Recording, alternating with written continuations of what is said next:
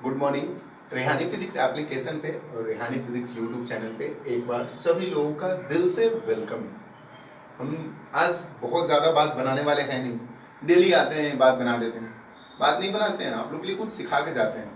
हम लोग ना बहुत इंपॉर्टेंट चैप्टर अभी जस्ट हमारा कैपेसिटेंस और कैपेसिटर आएगा, कॉम्बिनेशन ऑफ कैपेसिटेंस और कैपेसिटर जानेंगे। यानी ये अगर हम बात करें जेई नीट का, तो जेई नीट के रिगार्डिंग, न्यूमेरिकल के रिगार्डिंग ये बहुत ही इंपॉर्टेंट चैप्टर है। हमारा तो भी न्यूमेरिकल कुछ नहीं हुआ इस चैप्टर में, न्यूमेरिकल होना बाकी है। लिमिट, हम लोग इलेक्ट्रिक पोटेंशियल एंड कैपेसिटेंस के साथ जुड़े हुए थे। हम लोग इलेक्ट्रिक पोटेंशियल एंड कैपेसिटेंस के साथ जुड़े हुए थे। 4 मार्क्स का ये चैप्टर है। यूनिट फर्स्ट इलेक्ट्रोस्टैटिक्स का ये सेकंड चैप्टर है। हमने लेक्चर 7 तक कंप्लीट कर लिया था और लेक्चर 8, देखिए ये जो 8वां लेक्चर है ना, ये आपके जेई नीट में नहीं पूछे, लेकिन इसके कंसेप्ट के बिना क्वेश्चन बनेंगे नहीं। और बहुत सारे कोचिंग इंस्टीट्यूट में इन चीजों को मिस कर दिया जाता है, सीधे लिखवा दिया जाता है। जब हम आपको बताएंगे ये इलेक्ट्रिक, इन साइड में कंडक्टर का इलेक्ट्रिक फील्ड 0 होता है। आज हम आपके लिए behaviour of conductor in electric field लेकर आए हैं। Behaviour of conductor in electric field यही है, और जबरदस्त टॉपिक्स है बोर्ड के लिए और कंसेप्ट के लिए। तो आप प्लीज आज का लेक्चर देखते वक्त ना कहीं भी डाइवर्ट मत होइएगा, कोई दूसरा वर्क मत कीजिएगा, बिकॉज ये लेक्चर और ये टॉपिक आपके अंदर के कंसेप्ट को और ज्यादा डेवलप कर देगा। तो चलिए आज हम अपने 8वें लेक्चर का शुरुआत करते हैं। प्यारा सा निकलते हैं इस तारे वाले दुनिया से, ठीक है।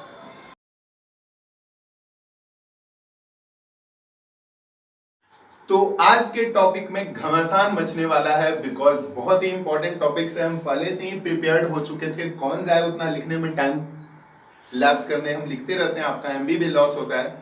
बहुत सारे बच्चे का कंप्लेन था कि सर लिखने वाला टाइम बचाइए। थैंक यू उन बच्चों को। आप लोग अपना फीडबैक और रिव्यू नहीं दीजिएगा तो कैसे काम चलेगा, ये रिव्यू का ही नतीजा है। चलिए टॉपिक हमारा है आज का lecture number 8, behaviour of conductor in electric field. Behaviour of conductor in electric field, सिर्फ कंडक्टर का बिहेवियर नहीं बता रहे, अगर हम किसी कंडक्टर को इलेक्ट्रिक फील्ड में रख दें तब उसका क्या व्यवहार होगा। तो पहला जबरदस्त, इसको लिख लीजिए फिक्स। भाई साहब ये आपको बहुत कंसेप्ट देने वाला है। Net electric field inside the conductor is 0। अगर किसी कंडक्टर को एक्सटर्नल इलेक्ट्रिक फील्ड में रखते हैं, देखिए ये बात ना आपको एकदम अच्छे से समझना है। फिर से, अगर ये कंडक्टर है, मान लीजिए ये कंडक्टर है, अगर किसी कंडक्टर को हम इलेक्ट्रिक फील्ड में रखते हैं तो कंडक्टर के इनसाइड में, तो कंडक्टर का नेट इलेक्ट्रिक फील्ड 0 होता है। इनसाइड में नहीं, कंडक्टर का नेट इलेक्ट्रिक फील्ड 0 होता है। देखिए इस बात को समझिए, जब तक आप अच्छे से नहीं समझिएगा नेट कंडक्टर का इलेक्ट्रिक फील्ड 0 होता है। मान लिए अगर इस बात को आप अच्छे से समझ गए, फिर से अगर इस बात को आप अच्छे से समझ गए, तो वो जो लाइटनिंग होता है, जो गांव देहात में नहीं बोलता है ठनका गिर गया, इस कंसेप्ट को भी आप, तो कैसे उससे बचा जाता है, ये चीज आप अच्छे से समझ जाएगा। कि आपके पास अगर एक कार है, बगल में एक कार है और बगल में एक पेड़ है, और जिस समय बारिश हो रहा है और काफी ज्यादा लाइटनिंग हो रही है, तो आप कहाँ जाइएगा, पेड़ के बगल में या कार में जाइएगा। Car is the best example of electrostatic shielding. उसी को समझने के लिए ये जानना है, बहुत बोलते हैं सर, समझाइए।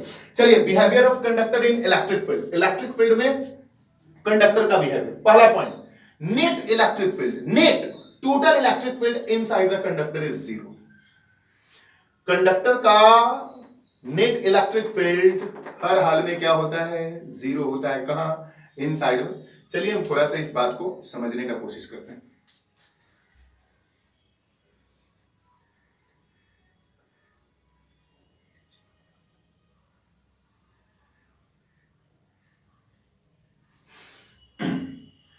कैसे ये घटना हो गया sir, net electric field inside में कैसे 0 हो गया, समझिए। देखिए हमने एक कंडक्टर लिया, पहले ये कुछ नहीं था, पहले ये नॉर्मल एक कंडक्टर था, इस सबको हम मिटा दिए, ना ये प्लस था ना ये माइनस था। ध्यान दीजिएगा तब तो मजा आएगा।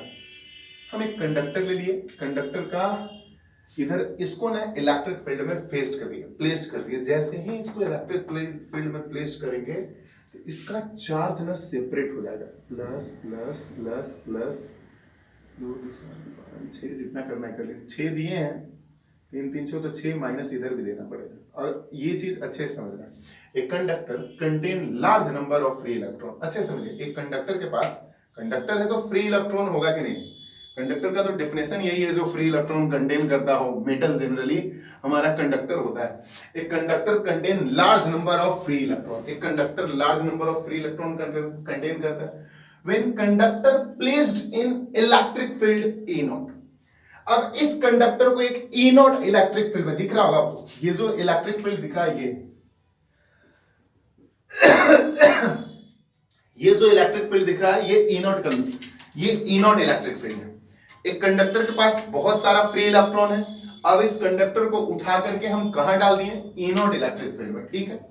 Then each electron experience a force.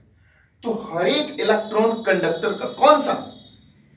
Free electron. अरे भैया, आप कंडक्टर का डेफिनेशन ही पढ़े, जिसमें इलेक्ट्रिसिटी इजिली मूव कर जाए। इलेक्ट्रिसिटी का मतलब कि इलेक्ट्रॉन इजिली मूव कर जाए। हमारे पास एक कंडक्टर है, उस कंडक्टर में बहुत सारा फ्री इलेक्ट्रॉन है। जैसे ही उसके पास फ्री इलेक्ट्रॉन है, जैसे ही कंडक्टर को हम एक इलेक्ट्रिक फील्ड में, मान लिए ना ये इलेक्ट्रिक फील्ड है, इसमें रखेंगे तो उसका जो फ्री इलेक्ट्रॉन है वो फोर्स एक्सपीरियंस करेगा। आप याद कीजिए, E बराबर F बाई क्यू नॉट पढ़ाए थे।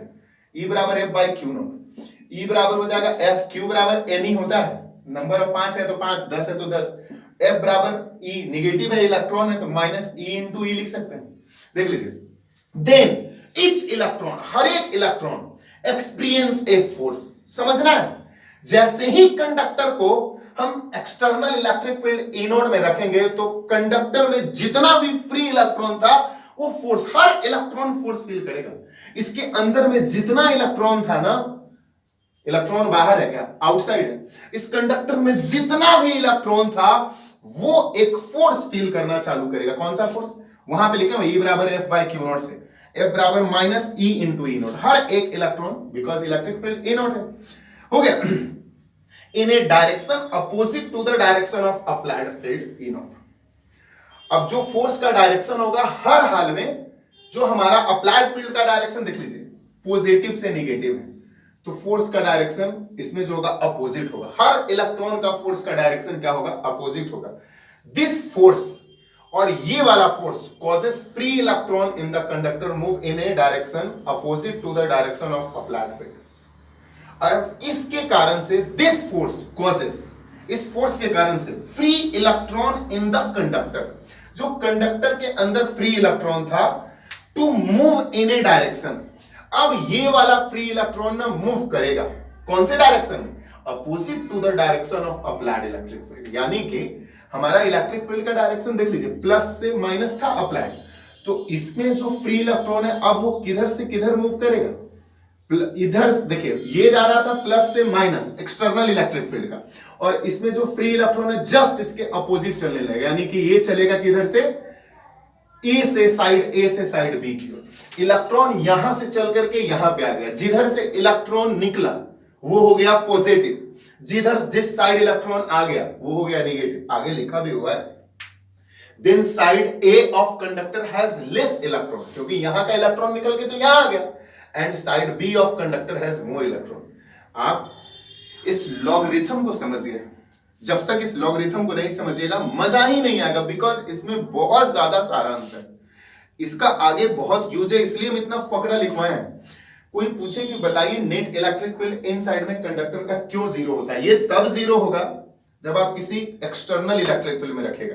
मान लिया ये कंडक्टर है, एक तो ये कंडक्टर है नहीं, प्लास्टिक है, अगर ये कंडक्टर है, इसको हम कहीं कोई इलेक्ट्रिक फील्ड में नहीं रखें तो ऑलरेडी वैसे भी जीरो है, इसको हम रख भी दें तो इसका नेट इलेक्ट्रिक फील्ड जीरो होगा। अगर हमसे पूछ दे क्यों, तो उसी क्यों का जवाब है, एक कंडक्टर है तो फ्री इलेक्ट्रॉन है। कंडक्टर जनरली मेटल का होता है और मेटल के पास फ्री इलेक्ट्रॉन होता है, सारे मेटल कंडक्टर नहीं हो सकते हैं, एक आध कुछ होकर। चलिए, हमारे पास एक कंडक्टर है, कंडक्टर के पास फ्री इलेक्ट्रॉन है।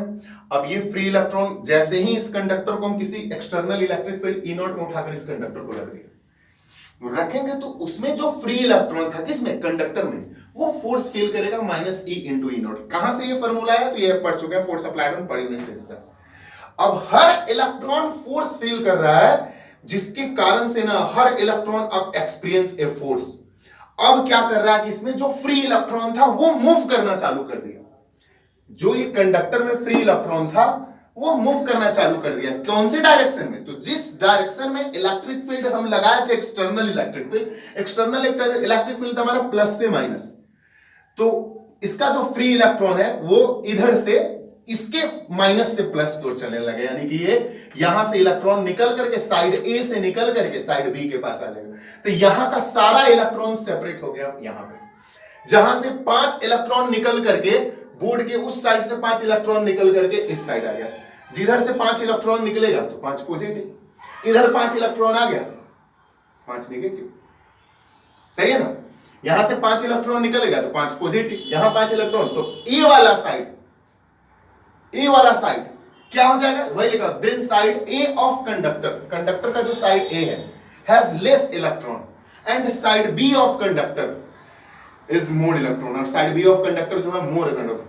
दिस रीडिस्ट्रीब्यूशन ऑफ चार्ज, और ये जो डिस्ट्रीब्यूशन हो गया, इधर एक साइड प्लस सेपरेट हो गया, इस साइड क्या हो गया minus, will create its own additional electric field, जिसके कारण से ये खुद का इलेक्ट्रिक फील्ड क्या कर रहा है, ये खुद का ये रीडिस्ट्रीब्यूशन चार्ज का। अच्छा, चार्ज का डिस्ट्रीब्यूशन क्यों हुआ? हम आपसे पूछे एक लाइन में बताइए क्यों हुआ ये प्लस इधर माइनस उधर उस कंडक्टर में? क्योंकि कंडक्टर को इलेक्ट्रिक फील्ड ई नोट में रखें, जैसे ही इलेक्ट्रिक फील्ड ई नोट में रखें तो कंडक्टर के अंदर का फ्री इलेक्ट्रॉन एक फोर्स फील किया है, हर इलेक्ट्रॉन फोर्स फील किया है माइनस ई इंटू ई नोट। इस फोर्स के कारण हमारा जो इलेक्ट्रॉन, इस फोर्स के कारण हमारा इलेक्ट्रॉन ना मूव करना चालू कर दिया। कौन से डायरेक्शन में? अपोजिट डायरेक्शन में, जिधर से इलेक्ट्रिक फील्ड का डायरेक्शन था उसके अपोजिट से, यानी ए से बी पर। जैसे ही ए से बी पर गया तो अब ये रीडिस्ट्रीब्यूट हो गया। रीडिस्ट्रीब्यूट होने के कारण this redistribution of charge will create its own additional electric field. इसके रीडिस्ट्रीब्यूशन के कारण ये खुद का एक एडिशनल इलेक्ट्रिक फील्ड क्रिएट कर दिया, ईपी हो गया, जिसका नाम इंड्यूस इलेक्ट्रिक फील्ड होगा। जिसका नाम क्या होगा? यानी ये क्यों हुआ है, हम 5 बार सर कितना बोर कर रहे हो समझ गए, लेकिन हम जानते हैं, हम एक बार और समझाएंगे। कंडक्टर के पास फ्री इलेक्ट्रॉन है, कंडक्टर को रख दिया इलेक्ट्रिक फील्ड में, जैसे ही इलेक्ट्रिक फील्ड में रख दिए फ्री इलेक्ट्रॉन फोर्स फील किया, फोर्स फील करने के कारण हमारा जो है इलेक्ट्रॉन ना साइड ए से साइड बी की ओर चला गया, जिसके कारण से चार्ज सेपरेट हो गया, साइड ए हो गया लेस इलेक्ट्रॉन, साइड बी हो गया मोर इलेक्ट्रॉन, यानी इधर पॉजिटिव हो गया इधर नेगेटिव हो गया, जिसके कारण से इस चार्ज के रीडिस्ट्रीब्यूशन से ये खुद का, कौन? कंडक्टर अपना खुद का इलेक्ट्रिक फील्ड क्रिएट करता है, जिसको एडिशनल इलेक्ट्रिक फील्ड कहते हैं। अब थोड़ा सा देखिए यहां पे और कुछ बातें हैं जो आपका रहना चाहिए। एक पॉइंट सिर्फ मुझे इतना, आपको कहीं डील नहीं करना, बस आपके नॉलेज के लिए यहां पे हम पॉइंट बना के लिख रहे हैं। क्या है point? The direction of external electric field E not, the direction of external electric field E naught is always opposite to the direction of induced electric field E, but दोनों का मैग्नीट्यूड यहां पे सेम होगा। फिर से the direction of कौन सा? External electric field, external, कौन सा external electric field? External electric field E not है हमारा, देखिए ई नॉट चल रहा है प्लस से माइनस, और ये चल रहा है अंदर में इसके माइनस से plus. E naught, the direction of external electric field E naught is opposite to the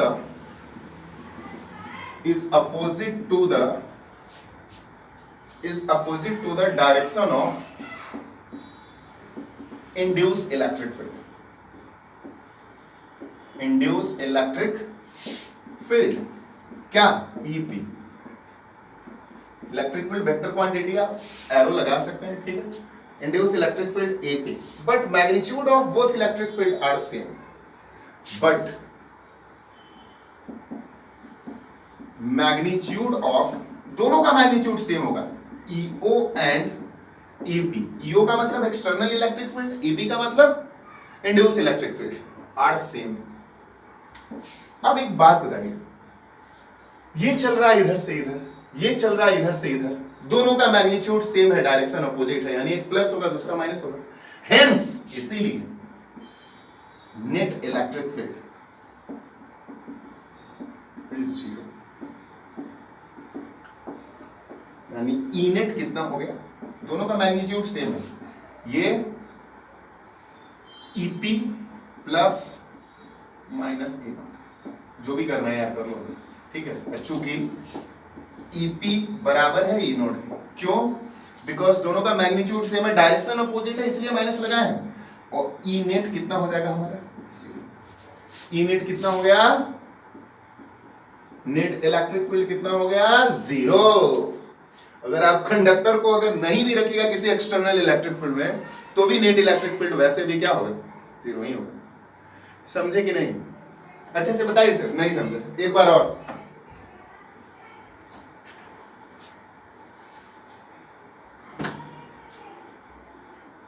एक बार और। Behaviour of conductor in electric field. Conductor का बिहेवियर तो पहला है, अभी बहुत सारा बाकी है। Behaviour of conductor in electric field, पहला बिहेवियर हम ये बता रहे हैं, net electric field inside the conductor is 0। अगर किसी कंडक्टर को आप इलेक्ट्रिक फील्ड में रखते हैं, अगर किसी कंडक्टर को आप इलेक्ट्रिक फील्ड में रखते हैं, तो उसका टोटल इलेक्ट्रिक फील्ड 0 होता है। कैसे होता है? तो देखिए, हमारे पास एक कंडक्टर है, गोली मारिए, अपना भाषा होना चाहिए। Let us take a conductor with a number of free electron. बात का कर्जा किसी का उठाएगा, यही लिखना, नहीं लिखना, आपसे पूछेगा व्हाई, लेगा let us take a conductor with a number of free electron and conductor kept in external electric field E naught, then each electron experience a force. हर एक इलेक्ट्रॉन क्या करेगा? एक्सपीरियंस फोर्स करेगा। कौन सा फोर्स? कौन सा force? Minus E into A naught, E बराबर है बाई क्यू नॉट से, ड्यू टू दिस कॉज, जिसके कारण से ये जैसे ही हर इलेक्ट्रॉन फोर्स फील कर रहा है, ड्यू टू दिस कॉज, इसके कारण से क्या हो गया? हमारा जो फोर्स फील करने का है, electron will be separated from side A to side B, जिसके कारण से हमारा इलेक्ट्रॉन क्या हुआ है?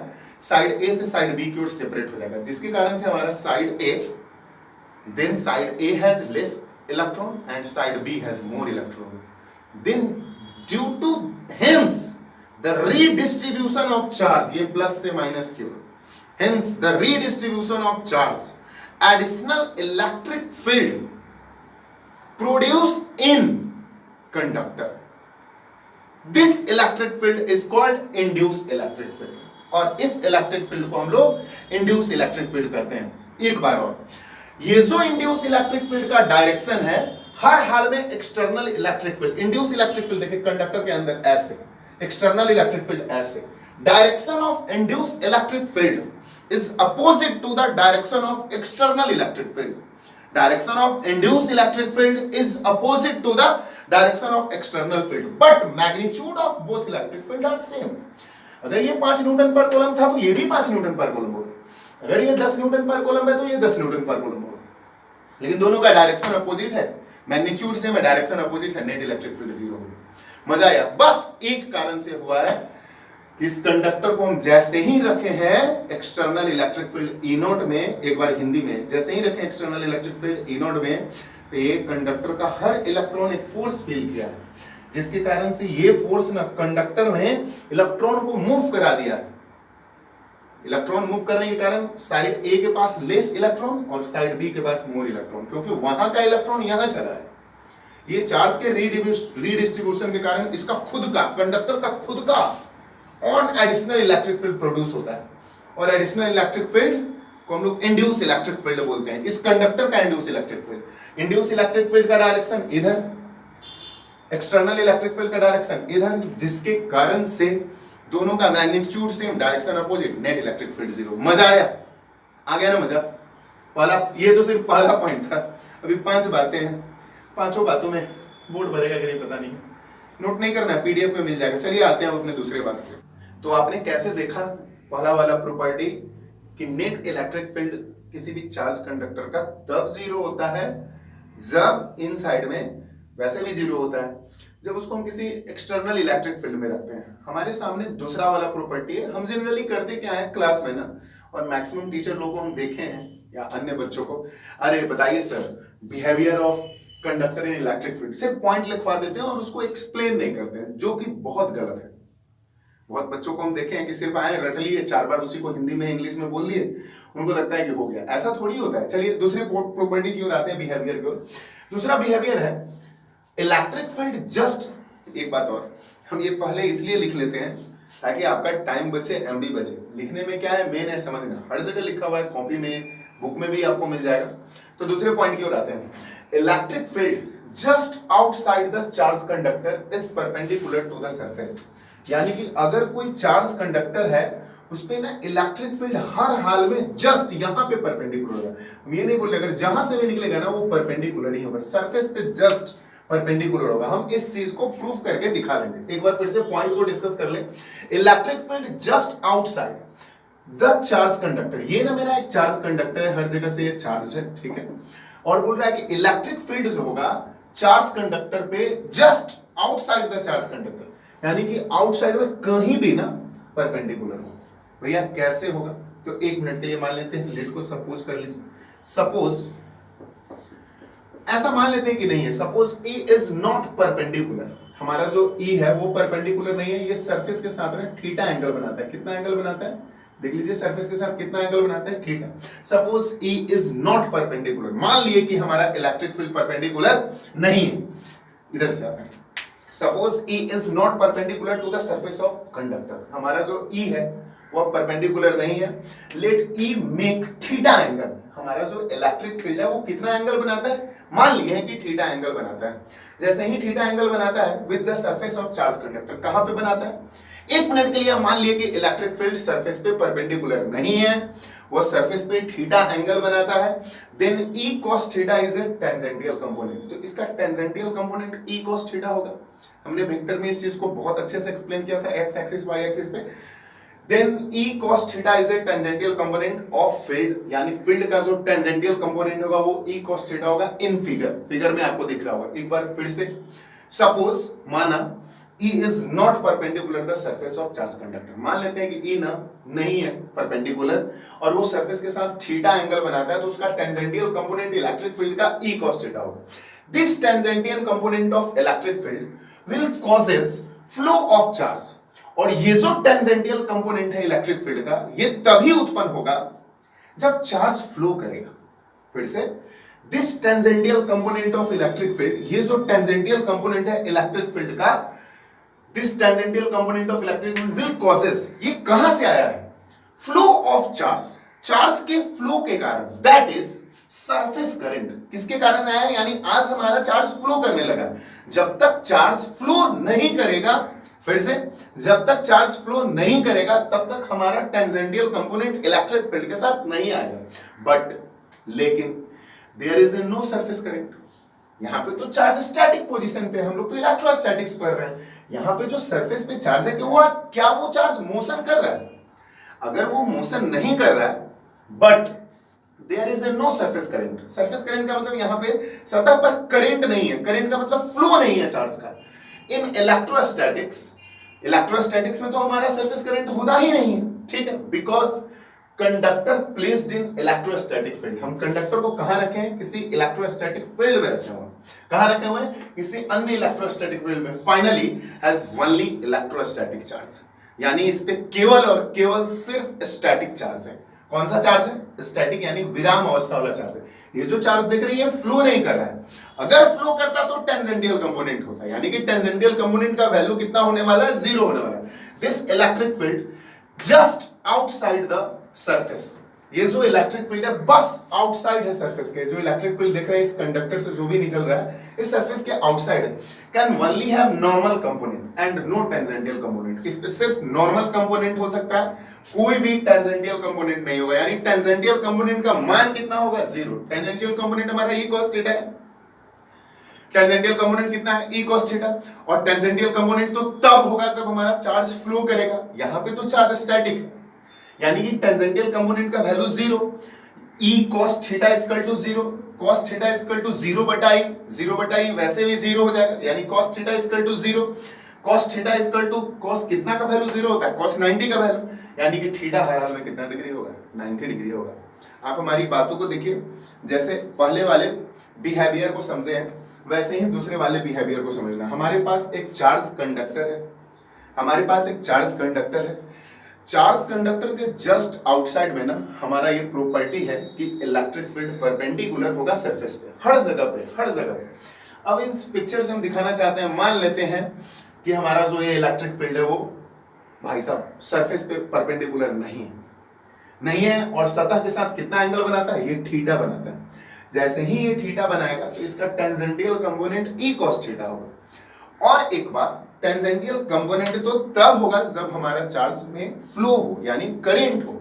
चार्ज जब तक चलेगा नहीं तब तक कहां से आएगा टेंजेंटियल कंपोनेंट। यानी कि हम तो यहां पे चार्ज को स्टैटिक रखे हुए हैं, और स्टैटिक कंपोनेंट में हमेशा नॉर्मल क्या होगा, हमारा नॉर्मल कंपोनेंट होगा, टेंजेंटियल कंपोनेंट नहीं होगा। अगर टेंजेंटियल कंपोनेंट नहीं है तो टेंजेंटियल कंपोनेंट का वैल्यू कितना होगा, जीरो होगा। कितना होगा, जीरो होगा। यानी cos theta equal to zero, cos theta equal to zero बटा E, zero. cos theta equal to cos 90 degree, because zero किसके बराबर होता है, cos 90 का वैल्यू। cos से cos cancel, theta equal to 90 degree, यानी हर हाल में थीटा कितना होना चाहिए, 90। Hence it is clear that, अतः इस बात से क्लियर होता है electric field just outside a charge conductor is perpendicular to the surface. कितना बड़ा बात है, सिर्फ पॉइंट लिखवा के हम लोग निकल जाते हैं। सोचिए कहां से बात निकला है। पहला वाला बात एकदम अच्छे से एक्सप्लेन हो गया। दूसरे वाले बात को बताइए, क्या electric field just outside the charge conductor is perpendicular to the surface. Electric field outside conductor के सरफेस पे, एकदम जस्ट आउटसाइड कंडक्टर के सरफेस पे परपेंडिकुलर होता है। क्यों होता है, धीरे धीरे।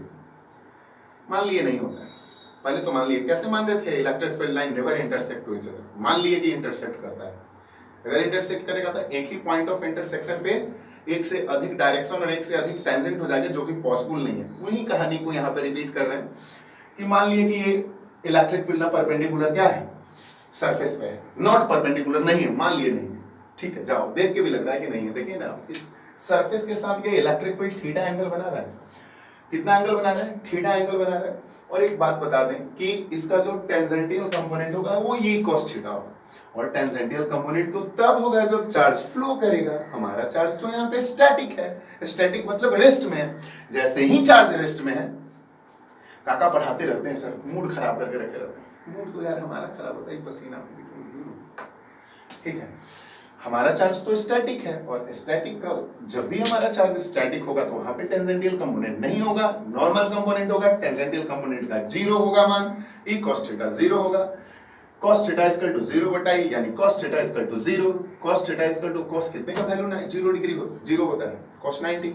cos से cos कैंसिल, यानी कि हर हाल में electric field just outside the conductor, just outside the conductor is perpendicular. दूसरा प्रॉपर्टी, आज का लेक्चर भाई रुड़ाने पहले और दूसरे प्रॉपर्टी को हमने बहुत अच्छे से डील कर लिया, और तीसरे चौथे पांचवें प्रॉपर्टी को तो बिल्कुल अच्छे से डील नहीं करने वाले। पागल हैं क्या सर, सबको डील करने वाले और अच्छे से डील करने वाले। पहला बिहेवियर डन, दूसरा बिहेवियर हो गया। तीसरा बिहेवियर देखेगा, net charge in the interior of conductor is zero. बोल रहा है कि कंडक्टर के इंटीरियर में ना, अंदर में ना, नेट चार्ज का वैल्यू जीरो होता है। सर कैसी बहकी बहकी बातें कर रहे हो, बिल्कुल बैकी बैकी बातें कर रहे हैं, देखना है। देखिएगा, मान लीजिए टोटल चार्ज, ये आपका प्लास्टिक का कम्ब है, या आप किसी पेन को ड्राई हेयर के साथ रगड़ते हैं, किसी पेन को ड्राई हेयर के साथ रगड़ते हैं, और उस पेन से रिफिल को निकाल के कागज के टुकड़ा के पास ले जाइए, कागज के टुकड़ा को अट्रैक्ट कर लेगा, बिल्कुल नहीं करेगा। अगर हम इसको रब्ड करेंगे तो इसका सरफेस पे चार्ज है, इनसाइड में चार्ज जीरो होता है। ये बात हम प्रूव करके वैसे भी गॉस थ्योरम के एप्लीकेशन में दिखा चुके थे। फिर से, किसी भी चार्ज कंडक्टर के इनसाइड में ना चार्ज का वैल्यू जीरो होता है। चार्ज का वैल्यू जीरो होता है, इसलिए इलेक्ट्रिक फील्ड भी जीरो होता है। ये बातें पहले एप्लीकेशन ऑफ गॉस थ्योरम में आप चेक कर सकते हैं। सिलेंडर में, स्फीयर में, हम दो जगह आपको एप्लीकेशन ऑफ गॉस थ्योरम में इस चीज को डील भी किए थे और प्रूव भी किए थे। यहां भी देख लीजिए। तो हम बोल रहे हैं net charge in the interior of conductor is zero. Net charge ना कंडक्टर के इंटीरियर में जीरो होगा। गॉस थ्योरम में पहले ही हो चुका हुआ। गॉस थ्योरम से D phi equal to into D, D phi को q by epsilon naught. YouTube पे भी आपको गॉस थ्योरम मिल जाएगा। कभी आपको प्रैक्टिस करना हो तो ऐप क्यों खोलिएगा, यूट्यूब पे थोड़ा सा आप जितने भी क्वालिटी से देखना चाहते हैं देख सकते हैं, आपका रिवीजन हो जाएगा। Q by epsilon not, electric field inside में जीरो होता है, ये वाला टर्म हो गया जीरो। चूंकि ई क्या होता है जीरो, तो Q by epsilon it is equal to zero, Q is equal to zero, यानी कि नेट चार्ज जीरो होता है। ये चीज हम गॉस थ्योरम में ये सेम प्रूफ ऐसे ही किए हुए हैं, देखिएगा। From electric flux from Gauss theorem, दोनों को इक्वेट करके लाए थे। Net charge interior of conductor कितना, जीरो। चौथे प्रॉपर्टी की ओर आते हैं। Electric potential is constant for the entire conductor. Electric potential पूरे कंडक्टर के हर एक कंडक्टर में, sorry, electric potential is constant. Electric potential पूरे कंडक्टर पे कांस्टेंट होता है। कैसे, याद कीजिए, dv equal to E into D R, potential gradient से। इन साइड में इलेक्ट्रिक फील्ड हो गया जीरो, इन साइड में इलेक्ट्रिक फील्ड क्या हो गया, जीरो। तो dv equal to zero into D R, zero, D भी बराबर जीरो। और बताइए किस टर्म का डिफरेंशिएशन जीरो होता है? कांस्टेंट टर्म का डिफरेंशिएशन जीरो होता है, इसलिए हमारा पोटेंशियल क्या होगा? कांस्टेंट होगा। ओके ना। एक पांचवा प्रॉपर्टी है कि सरफेस चार्ज डिस्ट्रीब्यूशन, याद कीजिए, linear charge density, surface charge density, volume charge density. Linear को लैम्डा से, सरफेस को सिग्मा से और वॉल्यूम को रो से रिप्रेजेंट करते हैं। सरफेस चार्ज डिस्ट्रीब्यूशन में भी डिफरेंट एट डिफरेंट पॉइंट, यानी कि डिफरेंट डिफरेंट पॉइंट पे ना कंडक्टर के हमारा जो सरफेस चार्ज डेंसिटी होगा वो डिफरेंट होगा। एक बार फिर से तीसरा, कंडक्टर के इंटीरियर में चार्ज का वैल्यू जीरो होगा, देख लीजिए। चौथा, इलेक्ट्रिक पोटेंशियल इंटायर सरफेस पे क्या होगा? कांस्टेंट होगा, देख भी लीजिए नीचे।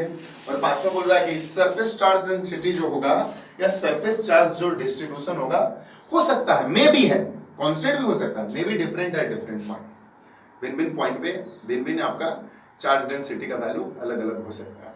तो आज का लेक्चर कैसा लगेगा? आप लोग तो कभी बताने वाले हैं नहीं, हम वही थुथुर वाला हमारा आदत, हम पूछने से बाज नहीं आते हैं। तो आज के लेक्चर के लिए बच्चों बस इतना ही। मिलते हैं नेक्स्ट वाले लेक्चर में कुछ अच्छे टॉपिक के साथ, जो क्या कहें, छोड़िए, चलिए आज के लिए बाय।